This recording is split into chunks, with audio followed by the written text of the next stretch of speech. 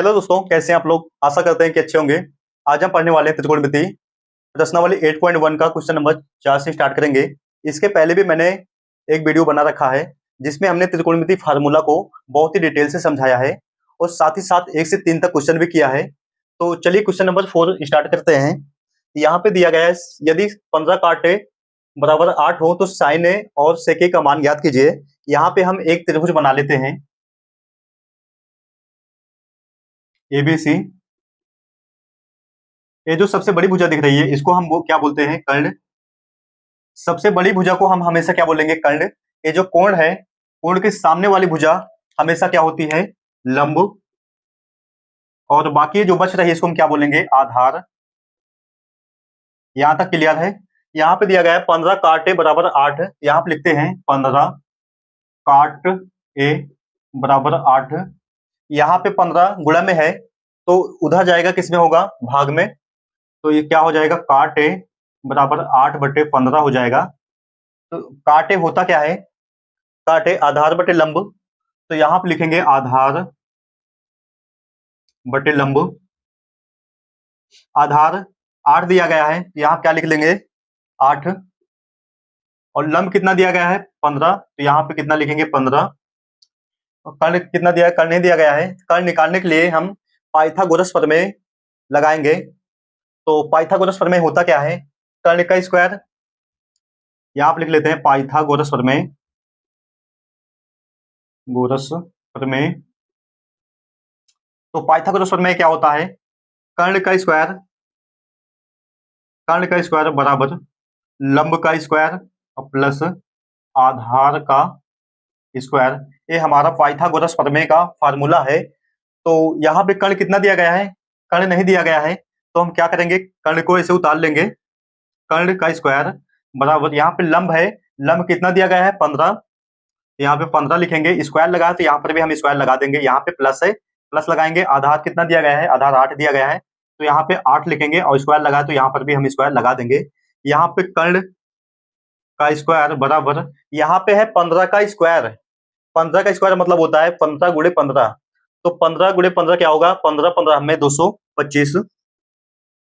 यहाँ पे प्लस है, प्लस लगाएंगे। 8 का स्क्वायर है तो 8 अठाई 64। कर्ण का स्क्वायर बराबर 225, यहाँ पे प्लस लिखा है तो 225 और 64 जुड़ेगा तो कितना आ जाएगा, 289। 225 और 64 को जोड़ेंगे कितना आ जाएगा, 289। यहाँ पे स्क्वायर लगा है, स्क्वायर हटता है तो इधर क्या लगता है, रोड। स्क्वायर हटा देते हैं तो कर्ण,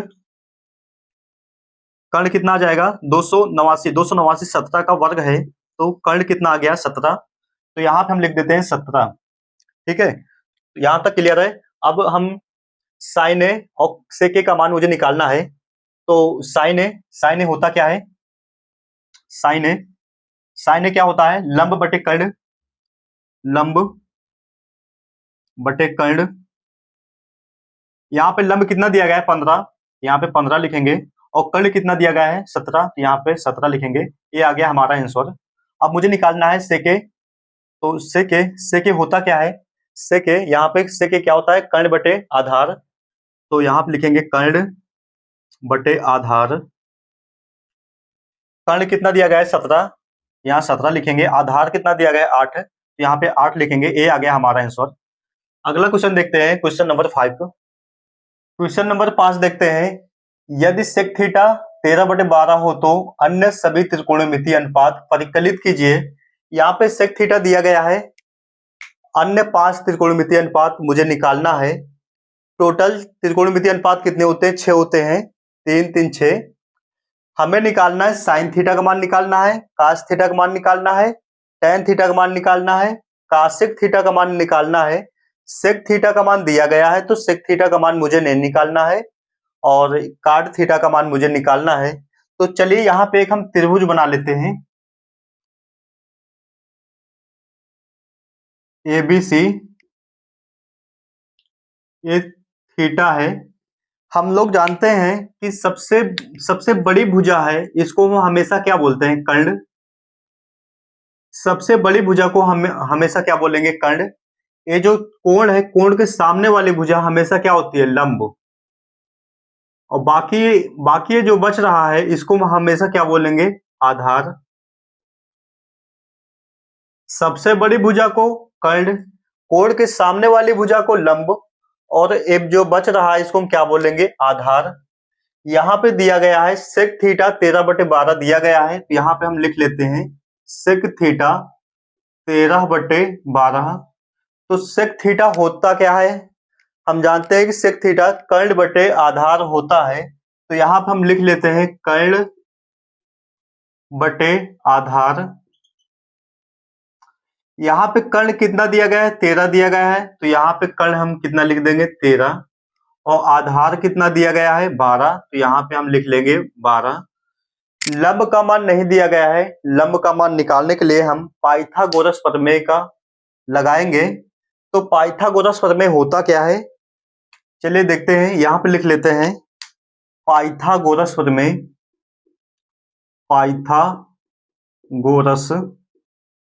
प्रमेय, पाइथागोरस प्रमेय क्या होता है, कर्ण का स्क्वायर बराबर लंब का स्क्वायर प्लस आधार का स्क्वायर, ये हमारा पाइथागोरस प्रमेय का फार्मूला होता है। तो यहाँ पे हम रखते हैं कर्ण, कर्ण कितना दिया गया है, कर्ण 13 दिया गया है, तो यहाँ पे हम 13 लिखेंगे। स्क्वायर लगा तो यहाँ पर भी स्क्वायर लगा देंगे, यहाँ पे बराबर लगा है। लंब, लंब नहीं दिया गया है, तो लंब को ऐसे हम लिख लेंगे, यहाँ पे बराबर लगा है। आधार, आधार कितना दिया गया, 12 दिया गया है, तो यहाँ पे हम 12 लिखेंगे। स्क्वायर लगा तो यहाँ पर भी स्क्वायर लगा देंगे। यहाँ पे लिखा है 13 का स्क्वायर, 13 का स्क्वायर मतलब होता है 13 गुणे 13, तो 13 गुणे 13 कितना हो जाएगा, 169। यहाँ पे बराबर लगा है लंब का स्क्वायर, यहाँ पे बराबर लगा है।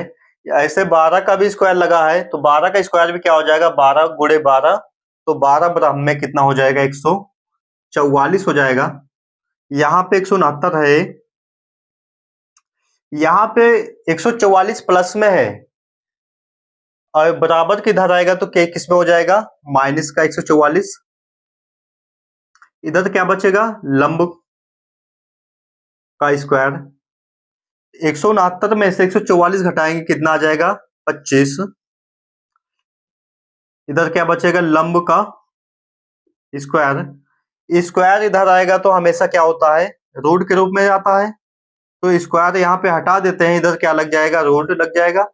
25 किसका वर्ग है, 25 5 का वर्ग है, और इधर क्या आ जाएगा, रूट हट जाएगा, इधर क्या आ जाएगा, लंब। लंब कितना आ गया, 5 आ गया, तो यहाँ पे हम लिख लेते हैं लंब कितना आ गया, 5। अब हमें निकालना है साइन थीटा, साइन थीटा का, साइन थीटा होता क्या है, लंब बटे कर्ण, तो यहाँ पे लिखेंगे लंब बटे कर्ण। लंब दिया कितना है, 5 दिया है, तो यहाँ पे हम 5 लिखेंगे, और कर्ण कितना दिया गया, 13 दिया गया, तो यहाँ पे हम 13 लिखेंगे। ये आ गया हमारा आंसर। अब निकालना है कास थीटा, तो कास थीटा का मान ऐसे निकाल लेते हैं, कास थीटा। कास थीटा होता क्या है, आधार बटे कर्ण, तो लिखेंगे यहाँ पे आधार बटे कर्ण। आधार कितना दिया गया, यहाँ पे 12 दिया गया, तो यहाँ पे 12 लिखेंगे, और कर्ण कितना दिया गया, 13 दिया गया, तो यहाँ पे हम 13 लिखेंगे। ये भी हमारा आंसर आ गया। अब निकालना मुझे tan theta, tan theta, tan theta, tan theta क्या होता है, लंब बटे आधार, लंब बटे आधार। लंब कितना दिया गया, यहाँ पे 5 दिया गया है, तो यहाँ पे 5 लिखेंगे, और आधार कितना दिया गया है, 12 दिया गया, तो यहाँ पे हम 12 लिखेंगे। ये भी आ गया हमारा आंसर tan का। अब मुझे निकालना है कासेक थीटा, कासेक थीटा, तो कासेक थीटा होता क्या है, कर्ण बटे लंब, यहाँ पे लिखेंगे कर्ण बटे लंब। कर्ण कितना दिया गया है, 13 दिया गया है, तो यहाँ पे 13 लिखेंगे, और लंब कितना दिया गया है, 5, तो यहाँ पे हम 5 लिखेंगे। ये आ गया हमारा आंसर, कासेक थीटा आ गया। अब मुझे निकालना है, यहाँ पे सेक थीटा का मान दिया गया है 13/12, तो मुझे सेक थीटा का मान नहीं निकालना है, काट थीटा का मान निकालना है, काट थीटा, सॉरी, काट थीटा। होता क्या है, आधार बटे लंब, आधार बटे लंब। तो आधार कितना है, 12 दिया गया है यहाँ पे, और लंब कितना है, 5 है। ये आ गया हमारा